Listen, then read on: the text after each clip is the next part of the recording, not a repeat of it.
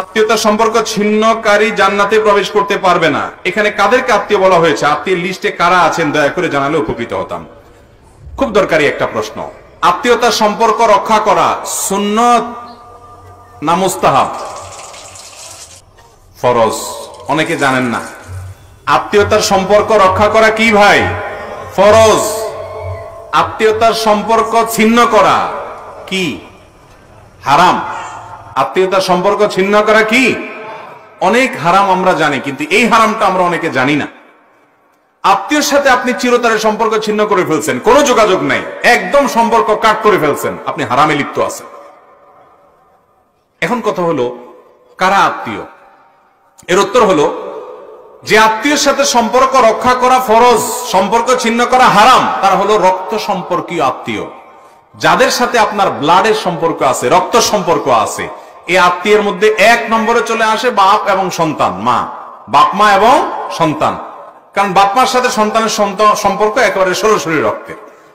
এরপরে হলো ভাই বোন, তারপরে ভাতিজা ভাতিজি, তারপরে চাচা ফুফু, দাদা দাদি, এরা সব রক্ত সম্পর্কীয়। তারপরে মায়ের দিককার মা, খালা, মামু, তারাও মায়ের দিককার আত্মীয়।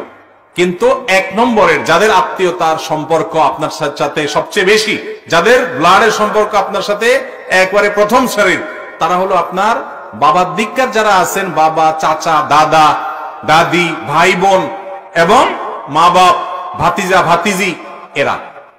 আমাদের দেশে এই সমস্ত আত্মীয়দের সাথে বরং আরো লাগালাগি বেশি থাকে, ঠিক না বেঠিক? ওই দূরের কোথাকার কোন আত্মীয়, তার সাথে খুব দোস্তি। আমি এই জন্য বলি আত্মীয়তার তিনটা ক্লাস আছে ভাই। এক নম্বর ক্লাসের আত্মীয় হলো এই যাদের কথা বললাম, বাপ, ফুফু, চাচা, দাদা, দাদি, ভাই বোন, ছেলে মেয়ে, ভাতিজা ভাতিজি, এরা।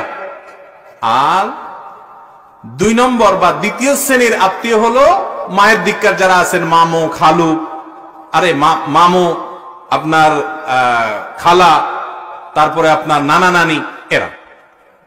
আর তিন নম্বরের আত্মীয়, অর্থাৎ থার্ড ক্লাস আর কি, থার্ড ক্লাসটা বললাম না, তিন নম্বর হলো শ্বশুর বাড়ি।